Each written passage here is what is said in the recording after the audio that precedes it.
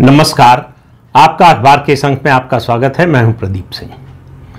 आज शुभ दीपावली है, तो आप सब शुभेच्छुओं और दोस्तों को, मित्रों को और जो हमसे बड़े हैं उन सबको प्रणाम और बाकी सब लोगों को दीपावली की अनेकों अनेक शुभकामनाएं। मेरी ईश्वर से बल्कि माँ लक्ष्मी से प्रार्थना है कि आप सबके घर में वो आए, आपके घर को धन धान्य से सब परिपूर्ण करें। दीपावली का मौका है तो कुछ बात शुरुआत जो है दीपावली से ही करनी चाहिए। ये आप सबको मालूम है, कोई नई बात नहीं बता रहा हूँ कि 5 दिन का त्यौहार है। ये सनातन धर्म का एकमात्र त्यौहार है शायद जो 5 दिन का है। नवरात्रि की बात नहीं कह रहा हूँ, वो एक अलग व्यवस्था है। और शुरू होती है धनतेरस से और समाप्त होती है ये भाई दूज से।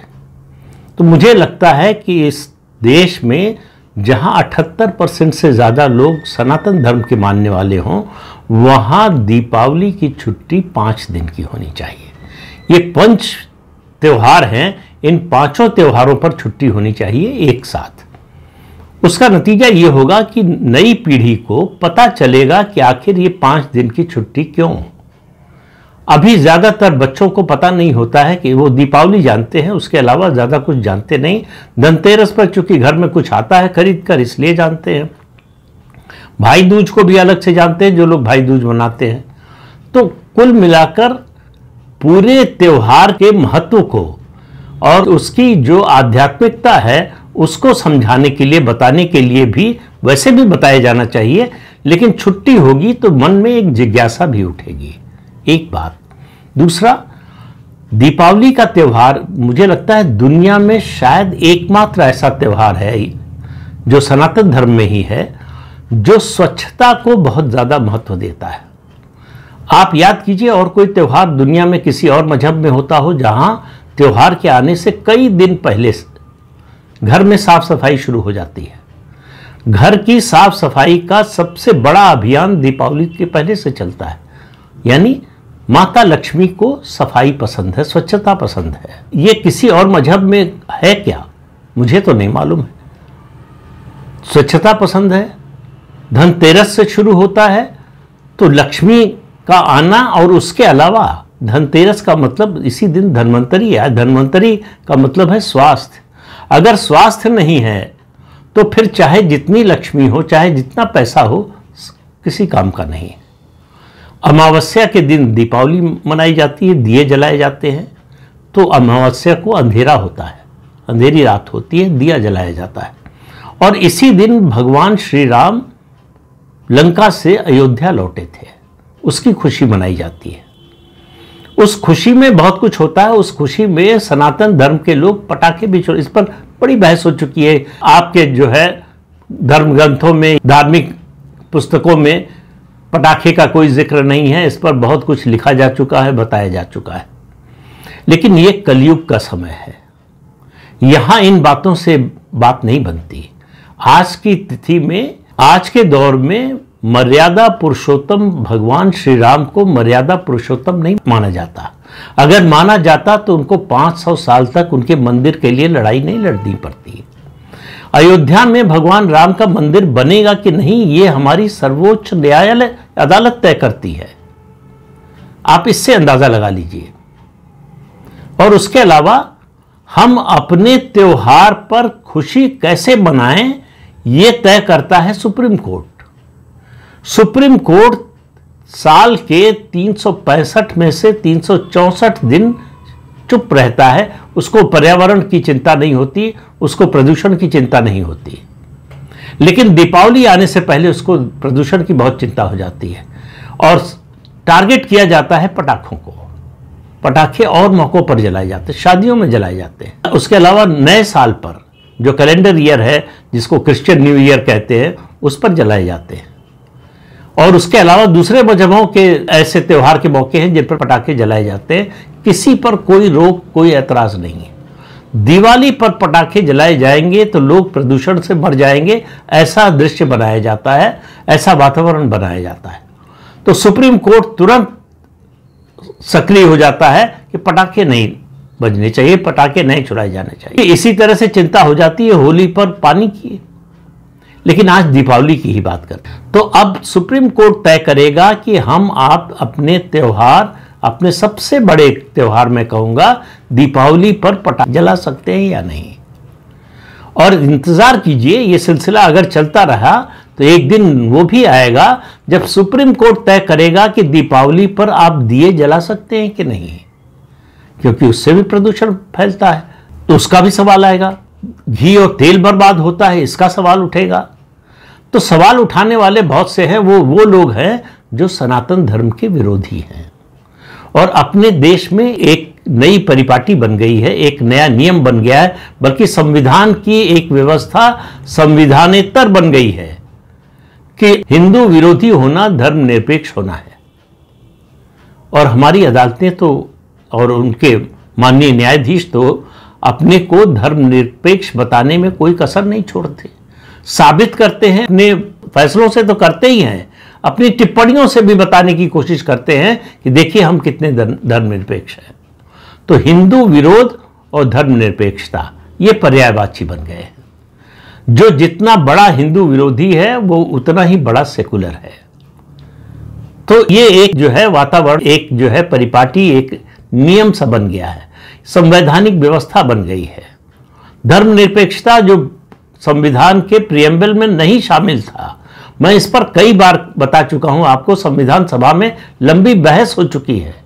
सर्वसम्मति से तय किया गया कि संविधान के प्रियम्बल में जो संविधान का बेसिक स्ट्रक्चर है उसमें धर्मनिरपेक्षता शब्द को शामिल नहीं किया जाएगा।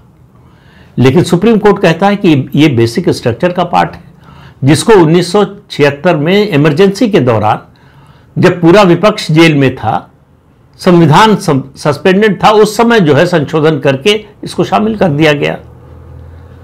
सुप्रीम कोर्ट ने कभी इस पर सुओ मोटो कोई एक्शन लेने की जरूरत नहीं समझी है। जो विरोध करते हैं उनको सांप्रदायिक कहा जाता है। तो आने वाले दिनों में सुप्रीम कोर्ट तय करेगा कि आप दीपावली पर दिए जला सकते हैं कि नहीं। सुप्रीम कोर्ट तय करेगा कि होली पर आप रंगों से खेल सकते हैं कि नहीं। इस तरह से आपके अलग अलग त्योहारों पर, दशहरे का तो क्या हो रहा है आपको पता ही है। यह भी दिन आ सकता है कि सुप्रीम कोर्ट तय करे कि आप नवरात्रों में व्रत रख सकते हैं कि नहीं। यह भी तर्क दिया जा सकता है कि आप एक तरह से आत्महत्या की कोशिश कर रहे हैं भूखे रहकर। तो कुछ भी हो सकता है। अदालतों का जो रवैया है, जो सिलसिला है, जो उनका कामकाज का तरीका है, उसका एक लंबा दौर गुजरा है। एक समय था justice VK Krishna Iyer communist थे, लेफ्टिस्ट थे, सुप्रीम कोर्ट के जज थे।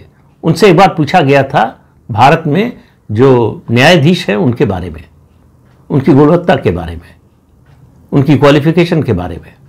उन्होंने कहा भारत में दो तरह के जज होते हैं, एक जो कानून जानते हैं और दूसरे जो कानून मंत्री को जानते हैं।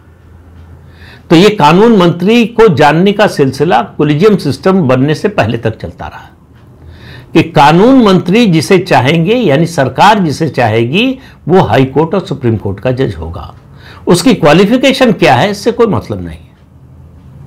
कोलिजियम सिस्टम आया तो ये उम्मीद थी कि भाई कानून मंत्री को जानने वाले अब उनका जज बनना बंद हो जाए। हुआ क्या? ये हुआ कि कोलिजियम के जो सदस्य हैं, जो 5 सदस्यीय कोलिजियम है जिसमें चीफ जस्टिस होते हैं, उसके बाद सीनियरिटी में बाकी 4 जज होते हैं। अगर उनको आप जानते हैं तो आप जज बन सकते हैं। आप उनके रिश्तेदार हैं तो आप जज बन सकते हैं। आप उन तक पहुंच है आपकी तो आप जज बन सकते हैं। तो भाई भतीजावाद का एक नया स्वरूप भारत के उच्च और सर्वोच्च न्यायालय में देखने को मिलने लगा है। और सुप्रीम कोर्ट तमाम कोशिशों के बावजूद इस व्यवस्था को बदलने को, छोड़ने को तैयार नहीं है। मोदी सरकार ने, प्रधानमंत्री जब बने नरेंद्र मोदी, तो उसके बाद 2015 में एक बिल आया NJAC, national judicial appointments commission, कि यह कमीशन तय करेगा जजेस के बारे में फैसला कि कौन जज बन सकता है, कौन नहीं। इसमें भी बहुमत जजेस का ही था। सुप्रीम कोर्ट के 3 जज होंगे, एक कोई प्रोमिनेंट व्यक्ति समाज से होगा, एक कोई प्रसिद्ध ज्यूरिस्ट होगा और एक सरकार का प्रतिनिधि यानी कानून मंत्री होगा। तो ये कानून मंत्री का होना सुप्रीम कोर्ट को पसंद नहीं आया। तो इस सर्वसम्मति से पास संसद से इस विधेयक को, इस कानून को रद्द कर दिया सुप्रीम कोर्ट। तो आप उठाकर जो है इतिहास देख लीजिए, जब कोलिजियम सिस्टम नहीं था तब लोगों का न्यायपालिका पर ज्यादा भरोसा था या अब है? देश में एक संस्था न्यायपालिका जिस पर इस देश के लोगों का, गरीब से अमीर तक का अटूट भरोसा था, वो भरोसा लगातार उसका क्षरण हो रहा है। लगातार लोगों का भरोसा उठता जा रहा है, क्योंकि ऐसा लगता है कि जैसे हायर जुडिशरी अपने देश में जो है वो केवल हाई क्लास लोगों के लिए, रसूख वालों के लिए, पैसे वालों के लिए, राजनीतिक पहुंच वालों के लिए है। गरीब आदमी के लिए दरवाजे नहीं खुलते हैं हाई कोर्ट और सुप्रीम कोर्ट के। अपवादों की बात छोड़ दीजिए, मैं नियम की बात कर रहा हूं। आप बड़ा वकील कर सकते हैं जिसकी फीस एक दिन की 5 लाख, 10 लाख, 25 लाख, 30 लाख, 50 लाख हो, तो आपका मामला तुरंत सुना जाएगा। सुप्रीम कोर्ट अगर केवल इसी बात का आकलन कर ले, एक अध्ययन करा ले कि सुप्रीम कोर्ट ने कितने मामलों में कितने लोगों को बेल दे रखी है, जो मूल रूप से उसका काम नहीं है। विशेष परिस्थितियों की बात अलग है। सामान्य रूप से वो या तो ट्रायल कोर्ट से होना चाहिए या हाई कोर्ट से होना चाहिए। कितने लोगों को सुप्रीम कोर्ट ने जमानत दे रखी है और उसके खिलाफ अगर कोई रेट फाइल हुई है, कोई मुकदमा दर्ज हुआ है, कोई एप्लीकेशन आई है, तो उस पर स्टे लगाया हुआ है। इसी का आकलन कर ले तो पता चलेगा कि सुप्रीम कोर्ट का काम कैसे चल रहा है। तो आप पैसे वाले हैं तो आपके लिए सब कुछ है। लालू प्रसाद यादव का चारा घोटाले में उनको सजा मिलती है 17 साल के मुकदमे के बाद, और जमानत 3 महीने में मिल जाती, और वो अब भी जमानत पर रिहा हैं। और जमानत पर क्यों रिहा है? कि उनका स्वास्थ्य ठीक नहीं है। वो इलेक्शन कैंपेन कर सकते हैं, वो बैडमिंटन खेल सकते हैं, वो पार्टी की बैठकें ले सकते हैं, देश भर में भ्रमण कर सकते हैं, कुछ भी कर सकते हैं, लेकिन जेल जाने के लिए स्वस्थ नहीं है वो। और इसमें केवल लालू प्रसाद यादव अकेले नहीं है, उन्हीं का नाम लेने की बात नहीं है। बड़े बड़े लोग हैं जिनको सुप्रीम कोर्ट से जमानत मिली है, और सुप्रीम कोर्ट ने पलटकर कभी देखा नहीं कि यह जमानत अभी तक क्यों है। अरविंद केजरीवाल जमानत रिहा है, संजय सिंह रिहा है, उसके अलावा मनीष सिसोदिया रिहा है, राहुल गांधी जमानत पर है, सोनिया गांधी जमानत पर है। तो तारीख पर तारीख मुकदमे के लिए कही जाती थी, अब बेल के लिए भी तारीख पर तारीख है, बल्कि बेल में तो तारीख भी नहीं लगती। सुप्रीम कोर्ट क्यों नहीं कोई एसओपी बनाता कि अगर सुप्रीम कोर्ट से बेल मिली है, हाई कोर्ट से बेल मिली है, तो इतने दिन में इसका रिव्यू होना चाहिए, और या तो रेगुलर बेल मिल जाए या वो व्यक्ति जेल भेज दिया जाए। इतना छोटा सा काम नहीं होता सुप्रीम कोर्ट में। लेकिन जैसे ही कोई सनातन धर्म से जुड़ा मामला आता है, सुप्रीम कोर्ट एकदम चौकन्ना हो जाता है, चौकस हो जाता है कि इनको बताना है। तो अगर लगता है कि जजमेंट में नहीं बता सकते, कानून इसकी इजाजत नहीं देता है, तो टिप्पणी में करते हैं। वो टिप्पणी जो जजमेंट का हिस्सा नहीं बनती। और सुप्रीम कोर्ट के 2-2 जजमेंट हैं कि इस तरह की टिप्पणी से जजेस को बचना चाहिए, और जो ये जजमेंट देते हैं वही टिप्पणी करते हैं। तो दीपावली का त्योहार खुशी से मनाइए जब तक कि सुप्रीम कोर्ट मनाने देता है। किस दिन इस त्योहार पर रोक लग जाएगी, रोक तो पूरी तरह से नहीं लग सकती, तरह तरह के प्रतिबंध लग जाएंगे, हमको आपको पता नहीं। क्योंकि सुप्रीम कोर्ट को और सुप्रीम कोर्ट के जजेस को यह साबित करना है देश और दुनिया के सामने कि वो सेकुलर हैं, और भारत सेकुलर देश है जहां हिंदुओं के खिलाफ तो फैसले दिए जा सकते हैं, हिंदुओं के खिलाफ टिप्पणी की जा सकती है, लेकिन किसी और मजहब के खिलाफ बोलना गुनाह है। आम आदमी को तो छोड़िए, जजेस भी नहीं बोल सकते, हिम्मत नहीं कर सकते। मैं कह रहा हूं किसी जज की यह हिम्मत नहीं है ईसाई मजहब या इस्लाम के बारे में कोई टिप्पणी कर सके जैसे वो सनातन धर्म के बारे में करते हैं, क्योंकि उनको मालूम है कि सनातन धर्म के खिलाफ टिप्पणी करेंगे तो कुछ नहीं होगा, कोई कुछ नहीं बोलेगा, ज्यादा से ज्यादा विरोध हो जाएगा, सोशल मीडिया पर कुछ लोग लिख देंगे, बोल देंगे, उससे क्या फर्क पड़ता है। लेकिन इन मजहबों के खिलाफ जरा बोलकर देखिए किस तरह के नारे लगते हैं और क्या होता है, तुरंत सड़क पर उतर आएंगे लोग। तो इसलिए दीपावली का त्यौहार मनाते समय आप ईश्वर का, माता लक्ष्मी का, भगवान गणेश का और सारे देवी देवताओं का एहसान मानिए, धन्यवाद दीजिए उनको, उनका आभार मानिए कि अभी तक आप अपना ये त्यौहार मना पा रहे हैं। जो लक्षण हैं, जो परिस्थितियां हैं, को देखकर ऐसा लगता है कि ये स्थिति बहुत दिन तक रहेगी, ऐसा लगता नहीं है, क्योंकि हमारे आपके मुंह में जबान नहीं। हमको बोलने में भी तकलीफ होती, हमको जब दर्द होता है तो हम अपना मुंह दबा लेते हैं कि कहीं आवाज न निकल जाए। तो खुशी मनाइए, मिठाई बांटिए। जब तक ये खुशी मनाने का, मिठाई बांटने का अवसर मिल रहा है, मौका मिल रहा है, कब बंद हो जाएगा किसी को पता नहीं। दीपावली के दिन ऐसी बात करना नहीं चाहता था, लेकिन जिस तरह का रवैया है अदालतों का और दिन पर दिन जिस तरह का रवैया बनता जा रहा है, उसको देखकर लगता है कि आने वाले दिनों में कुछ भी हो सकता है, खासतौर से जब बात सनातन धर्म की होगी। तो दीपावली की एक बार फिर आप सब लोगों को अनेकों शुभकामनाएं। इस अंक में आज इतना ही, अगले अंक में फिर मिलेंगे किसी नए मुद्दे के साथ। तब तक के लिए अनुमति दीजिए। आपसे अनुरोध है कि ये चैनल देखिए, शेयर कीजिए, लाइक कीजिए और सब्सक्राइब जरूर कीजिए। नमस्कार।